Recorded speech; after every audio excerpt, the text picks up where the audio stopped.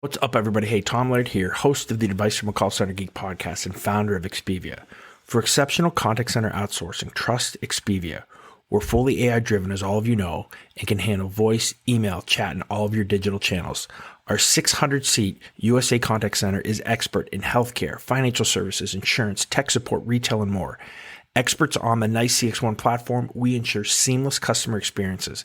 DM me or visit expiviausa.com for more. This is Advice from a Call Center Geek, a weekly podcast with a focus on all things call center. We'll cover it all from call center operations, hiring, culture, technology, and education. We're here to give you actionable items to improve the quality of yours and your customers' experience. This is an evolving industry with creative minds and ambitious people like this guy. Not only is his passion call center operations, but he's our host. He's the CEO of Expivia Interaction Marketing Group and the call center geek himself, Tom Laird.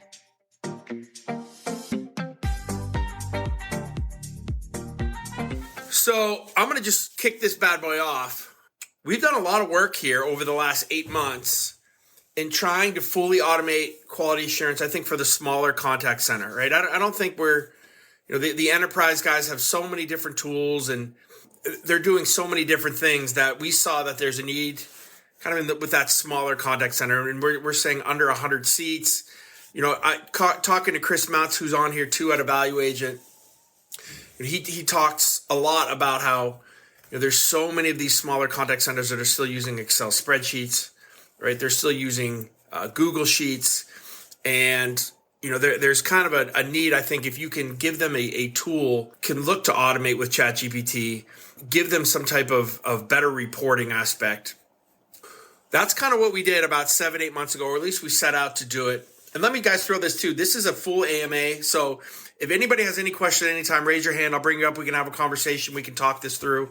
But I want to give you some of the cool stuff that we have found out, that we have figured out, especially when it comes to prompting, especially when it comes to how does ChatGPT utilize transcripts in the best way for listening for specific things, like how do you listen for empathy? How do you try to score things that are unseen? Like, did an agent go to the right screen on their computer to find this information, or did they click this box that we can't see in a transcript? How do we deal with some of that? And then also just dealing with some of the, I guess, the nuances of ChatGPT and how it thinks, right? So the amount of different testing that we've done over the last 7 months has been insane. Like we have taken notes. Like, I really almost want to write a book on all of this, but I have like 15 things that I want to talk to you guys about that I think are super cool in what we learned from the prompting aspect of ChatGPT. And again, I am a full open book. We have our own product. If you want all these prompts, if you want our static prompt, I will give you everything. Like, I think that's the other thing too. I'm not here to hide anything. So anything that, if anything is of interest to you, or even you want to play with it on the desktop version that you have with some of your calls, knock yourself out, because I know that these prompts that I'm going to talk to you work. So just the quick overview of how we do this is we have a SaaS product that we basically take a call, and as soon as we analyze that call, it goes out to a company called DeepGram. It gets the full transcript of the call. The call then comes back, looks at our static prompt, looks at all the context that we did throughout each of the questions, has specific outputs that we want, goes out to ChatGPT, it quote unquote thinks, it comes back, and then we get an output. And guys, if you want to know what the outputs look like, just go look at my LinkedIn. You'll see a bunch of how the outputs look. We've decided that the best outputs, at least to start with, are the actual scoring of every question. What are 4 ways that the agent did well? What are 4 things that the agent could improve upon? The call summary, and then kind of just that overall score with customer and agent sentiment as well. But let's talk about some of these prompts and some of the things that if you're planning on doing this, or some of the things that we have found. So number 1 is less is more for easy questions. So if you have a greeting, or if you want to collect an email address, did the agent collect an email address? Right? That's really all you want to say. You don't want to get, we tried to do these kind of elaborate things for everything, and it just confused it for the shorter type black and white binary questions. So that's pretty easy. But let me say this. The word explicitly is like ingrained in ChatGPT. So if you use the word explicitly, and sometimes we would use ChatGPT to help us with developing some of the prompting for each of the questions, it would be absolutely exact. So if there was anything off, like one of the things was, please make sure that the agent explicitly says, thank you for calling customer service. If there was anything off, if there was a pause, it would score it as a 0 or a no. So we have found that if you want to be exact, you don't have to really tell it to be exact. Just give it kind of that general deal, and it works much better unless you have something like a disclosure, right? Like you can't go off, you can't have a T dotted or a T crossed and an I. Like it's all got to be. Sorry, I muted myself. It's all going to be perfect. So be careful about being too explicit when you want to have something exact. Most of the time, if you just tell it and give it kind of the rough example, it will work. Now, this is the cool stuff, right? So how do you have ChatGPT when it's looking at just a transcript talk about empathy? Like that was something that was big for me. And you could just say, well, we want the agent to say, I'm so sorry for you to hear that. I'm so sorry to hear that. Or, oh my gosh, I can't believe that happened. Right now, you could do that. And it's pretty generic because those kind of conversations can come up in a lot of different instances. But what we have found better is to kind of use a lot of if-then statements when it comes to the more thinking type questions. So, we'll say something and I'll pull the actual prompt. Pull the prompt up. Give me 1 second here. I'll pull it up in a second. But basically what we say is, hey, can you look in the transcript? Look in the transcript and find out any instances where the customer seems distressed, where they said something that had a negative sentiment, that was not positive. And then after you have found that, then we want to make sure that the agent isn't using kind of just a basic scripted response, but that they're actually using some words in there that correlate directly to what the customer has said. So we're not looking for specific keywords like the agent must say, I'm so sorry for you to hear that, right? We got a little general with what could be said by the agent as long as it kind of correlated back to the actual problem and that the agent was actively listening for that. I have if you go on my LinkedIn, I think yesterday I posted like these 5 kind of core prompts. I have the exact full prompt for empathy and what we did there, and it works every single time. So again, I would ask you or implore you, if you don't believe me, take that prompt, go play with it on the desktop, take your call recording. I think that was something that was really cool for us to kind of finally figure out. To just try to, because we were always trying to do something different. Like we know we can just say, hey, can you find this in a recording? But how do you take it to the next level to really kind of use the use case that we want? So I think that was interesting. The other thing, and I'm just kind of all over the board here, but these are all random, is don't tell ChatGPT to tell you when something is not there. Now, it can do that. And let me give you an example, but it would get confused a lot when we would say certain things like, please score this with full points if this is a sales call or a retention call, but score it as an NA if it is a password reset call, right? And ChatGPT would consistently get confused with what was what, even though we've done some things with even selecting what different call types can come in.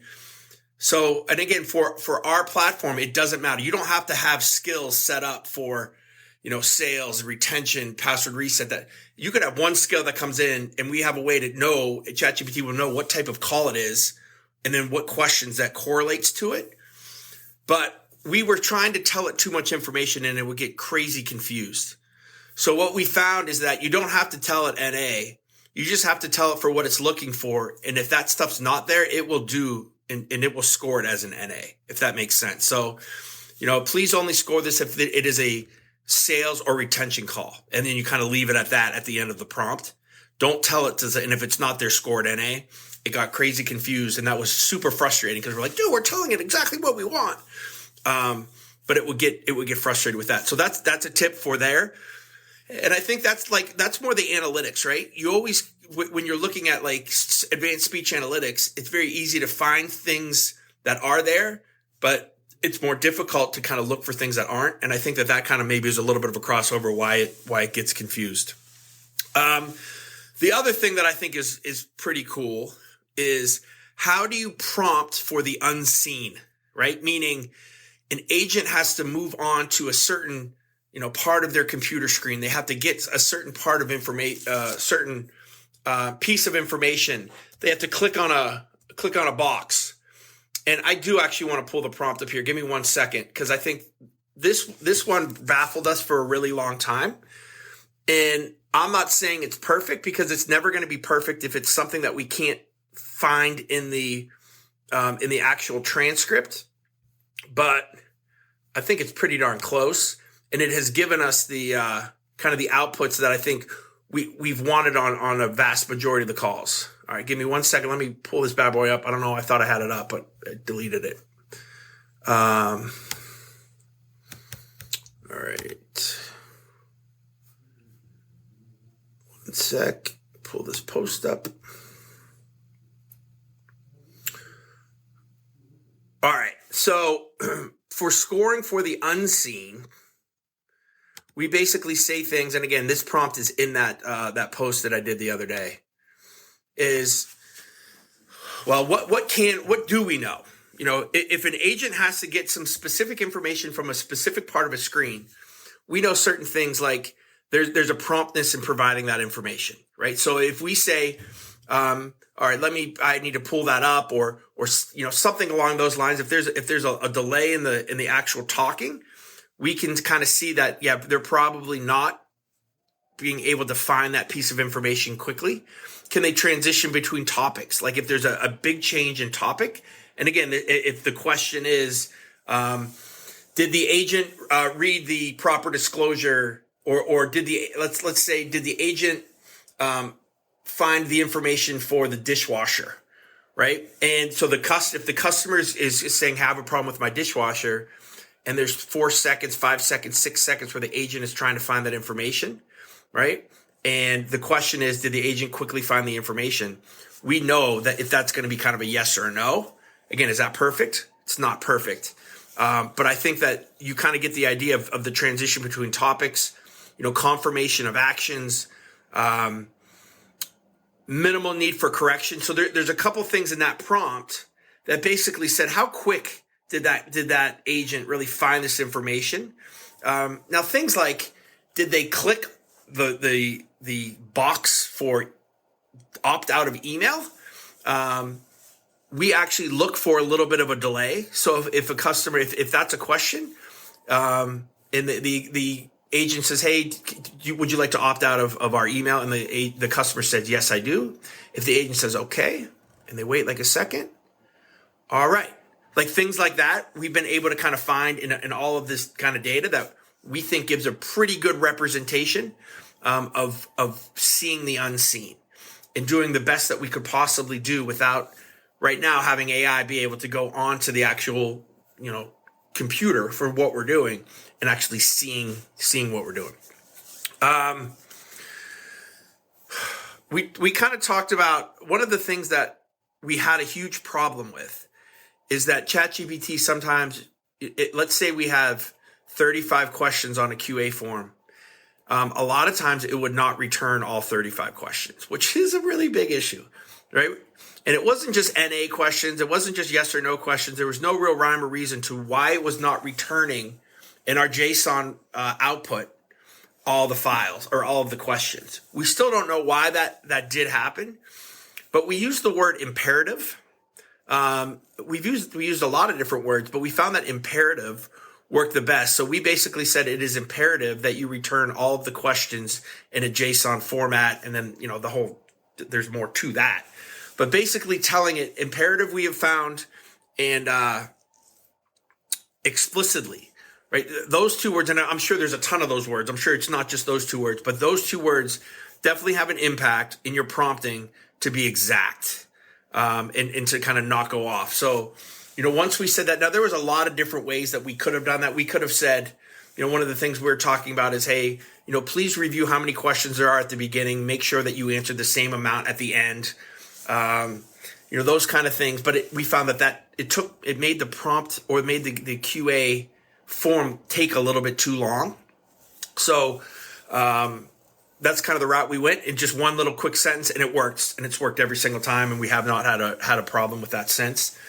The other thing that we have found for accuracy and for speed is to tell ChatGPT where to look for certain things in a transcript. So if we say things like, for the greeting, like the caller must, for this specific client, the caller must, or the agent must say, "Thank you for calling customer service. Please look for that in the first 5 lines of the transcript." So we have found that has, I don't want to say significantly reduced the allotted amount of time that it takes for a QA form to come back. But I think it's been more accurate because it's not looking at everything, and it has been a little bit quicker. The more that we've implemented those type of things, you can do the same thing for the closing, right? Because you're not going to have a closing at the beginning. So why have it read through the entire transcript for all of those things? I really got excited with the thinking questions. The black and white binary, did the agent do this or that? Everybody knows that ChatGPT could handle that. But I think that the nuance to any of these companies that are going to try to do this is, how do they handle the empathy questions? Did the agent do something appropriately throughout the call, where it's not just a black and white, but it takes a thought process of maybe multiple sections of the call. And I think that it can be done. I think we've done a really good job with the cool thing about this is being able to test this with our actual customers. So pretty much every single customer we have in our BPO is utilizing this now. So our QA department, I haven't got rid of any QA people or anything like that yet. We're basically scoring a call, human beings, and they're calibrating it. We're just doing that all day long, making sure that all of these prompts work. We're now kind of, I don't want to say we're hands-free, but we're at a point now where, I think the core basic prompts that everybody has, right? Everybody's going to have like an opening, a closing. They're going to have a greeting. They're going to have, did the agent have proper tone? Did they use proper word choices? Did they not use him and ha? Did they not have diminishing language for the company? Like these 10 things that we know work really well, or 15 things, are going to be part of every single kind of onboarding. And then obviously you just utilize it and change it and put it into your company's context and add as many questions in as you can. But I think writing the book on understanding how to prompt for specific questions, whether it is a thinking question to a binary black and white question to something that takes a little bit more thought process. Those were the things that I think we feel comfortable about. And that's the magic sauce, right? So that's why I could care less if everybody, you could use, all of our prompts. I don't care, because there's going to be certain things that come up that we're going to kind of understand a little bit more. But I also want people to feel comfortable with this technology. I think this should be democratized. This could be, you could be a 5-seater and just use the desktop version and have one prompt that has everything, and you could just be hammering out calls by yourself for free every single day. And I would love to see that, right? I think that could be, one option. Obviously, we have a slicker version of that, and there's a lot of companies that are coming out with slicker versions. This isn't just us, but that's the thought process that kind of goes into it. From understanding how ChatGPT thinks to get the best result and to get the most consistent results. And I would say now, again, like I said, all of our QA department is utilizing this for all of our customers. That's kind of our alpha test before we beta. But yeah, I think that's kind of what I wanted. I'm trying to just look down my list here. Is there any other prompt or anything else that I thought was pretty cool? I don't know. Do you guys have any questions? I appreciate everybody kind of joining here. Hopefully that this was a little bit of insightful, has a little bit of insightfulness. I think it's kind of cool. But is there anything you guys have? Any questions? Just trying to think of things like, we didn't really struggle. We found that, I know ChatGPT has kind of and again, I'm not a programmer, so I'm going to say this wrong, but they have a way or a button that you basically click to guarantee a JSON file output. We found that was very restricting. So we just prompt for the JSON output in our actual static prompt. And that has worked out much better. And we have a lot of flexibility then to make sure that we're getting the right stuff that we want. I thought one of the things that was really helpful, and this is kind of crazy, but just a quick story, is I forget what her name is, but she won the Singapore national prompting competition. And I was trying to read as much as I could on prompting and kind of how to figure this stuff out. And she had an article on Medium, and at the bottom it was like, hey, if you want to talk to me, it's like $50 for a half hour. So we've utilized her a couple times at the very beginning, a couple months ago, that really helped us to understand some of the outputs, understanding, just look for certain aspects of the transcript. Don't read the whole transcript every single time. If you know something's at the beginning, at the end, understanding that, the structure, right, of how ChatGPT's quote unquote mind works. I think all that was extremely helpful when we're going through our prompting. The other aspect though, there is, Jeremy, yes.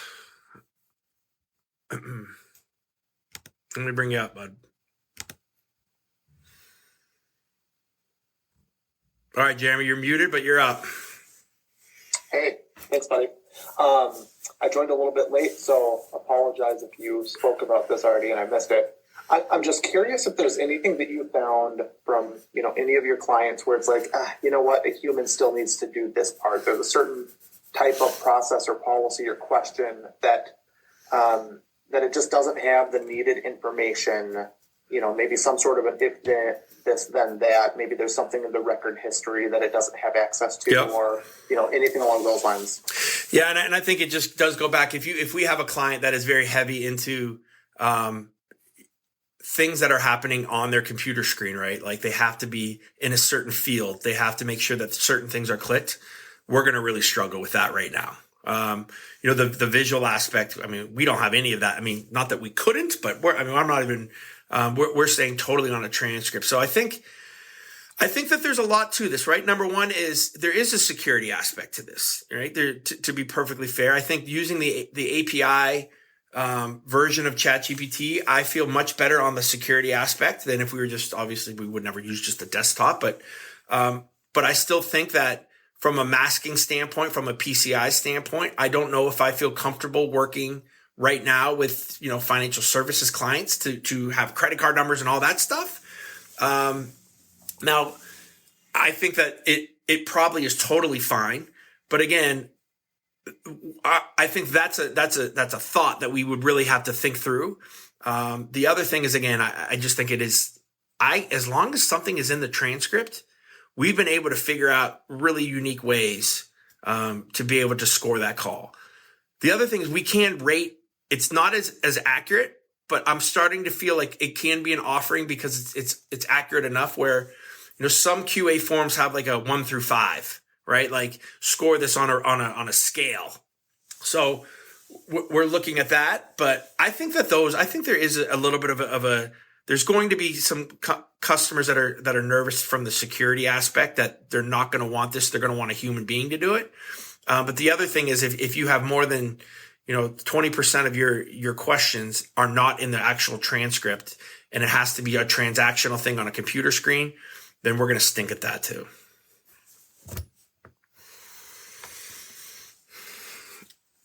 If that kind of answers your question. Yeah, that's great. Thank you. All right. All right. Let me bring you up. All right, Chavik, you're up. How you doing, buddy? I'm doing well, Tom. How are you? I'm good. Good to talk to you. Yeah, thank you for this session. Same as Jeremy, I apologize. I joined a little late, but as a follow-up to Jeremy and also a question for you. So on our side, we've been leveraging the chat GPT API to do some automated quality. And I think it's very important, like you mentioned earlier, to add in a lot of context before you even ask it the questions that are related to the QA form, provided the intro and what it is that you're giving it, like this is a transcript or this is a call or this is a chat or whatever. And then within that context, also what we've learned is we've been having to provide it a whole bunch of guardrails. If there is this, do not bring it into your analysis. If there is that, do not bring it into your analysis. Either like ignore it or whatever. And even more than guardrails, we've been having to tell it things like use constructive language, do not use negative terms like mediocre or poor or weak. So we've been having to be very specific with it in terms of contextualizing as much as possible. So when we do finally ask it the question that is linked to the quality assurance form, it's got all that context before it answers it. In addition to that, to Jeremy's point, what is it that ChatGPT can do that we have to rely on a quality analyst to do? We've started to tell it, if this conversation is too complex for you to provide us constructive feedback, please flag it so we can have one of our quality analysts look at it. So we're basically telling ChatGPT to help us identify which calls should be reviewed by a human in order to help provide more analysis and more constructive feedback to the rep or to the manager of that rep to improve. So I wanted to learn from you about all that context that you've been providing to all of guardrails. How did you add them within the logic? So I will tell you this: we did ask for a confidence score with ChatGPT. So we basically said, can you rate this transcript, rate the output that you have on a scale of 1 to 10, and if it I forget what we said. This was at the beginning when we started testing the different questions. But if it was like below a 5, then kind of flag that because you don't feel comfortable or confident that you could score this call, either from a complexity standpoint, the transcript was garbled, something like that. We also found that we would ask confidence score as we're testing for every single question. And that also found what prompts we were struggling with. And there was kind of a direct correlation. To answer your first question, we really have not found too much of that. Now, like our static prompt is basically, we go into it just like a regular deal. Like you're the head of quality assurance. You oversee scoring for quality. You will define the type of list as the call. We just kind of define what we want our output. So one is going to be the call type. So if it's a sales call, a retention call, we want to know that. We basically tell it to give an agent and a customer sentiment score. We ask it, to add that to the JSON output. We talk about the scoring being a number, being an NA, a yes, a no, and an NA. We kind of go through that. We talk about the outputs of 4 ways that they did well, 4 ways that they did poorly. And then we ask for the call summary in that as well. But we have not really done any type of guardrails, especially in the summary. And we found that it really hasn't, said anything derogatory or poor. When it comes to the actual summaries, we do ask for, we're calling it the rationale right now. So if ChatGPT, it does the summary, if it scores it as a yes, like it gave it full points, we don't say anything. But if it scores it as a no or an NA, then we have like a little question mark next to the question where we can look at that and it will tell us why it scored it as a no. And a lot of times that will be kind of part of the prompt as well, that we're kind of, because we wanted to know, what piece of that question it didn't like. But after that, it's just each question has its own, we're calling it context, but the context is just the mini prompt to find that question. And then that's basically, and then we just define the output of how we want the JSON file to look like. And then that's how we get the output for each of the call scoring forms. So again, from a guardrail standpoint, I've not, and I don't know, I've done, I don't want to say 1,000 of these, but hundreds upon hundreds of these myself. The call summaries have been pretty much on point with what the call is, black and white. We added in there too, please in the call summary, talk about if the agent did not do something, where the points were taken off, so that, that QA person can kind of read that and look at that. It probably does mean a lot based on the, you know how complicated and how complex the calls are. I mean, we're talking about BPO, financial services, retail, tech support, those type of kind of, I don't know, say 4 to 10 minute type calls, that a lot of them, are extremely binary, and they're yes, no type questions. Now, we have one client that has 7 different call types that come in, that have 7 different types of different calls that all have different scoring and questions that correlate to different types of calls. We've been able to kind of figure that out. But yeah, I mean, I guess I really haven't seen too much kind of derogatory language or those type of things, with the outputs, but I'm going to probably look out for it maybe a little bit now. You got me freaked out. But yeah, that's kind of where how we've at least structured the regular prompt, which is pretty straightforward. And I think the meat and potatoes of it, though, is the figuring out the context or the prompting for each of the questions to get a proper response, an accurate response, and a consistent response. So I hope that helps you a little bit. Yeah, let me bring it up. All right, guys. Well, hey, I don't know. That's really all that I have. I appreciate it. I hope that was helpful. We'll continue to kind of do this. I think it's been interesting to kind of go down this path. And then I know there's a lot of you who are interested in this stuff too. And it's a lot of fun to talk with you guys. So again, thank you guys very, very, very much. If you have any questions, just hit me up. Thanks, guys.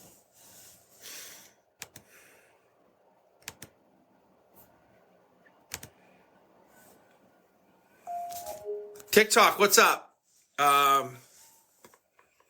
Does anybody have you guys have any questions on prompting, on AI, on quality assurance? Let me know.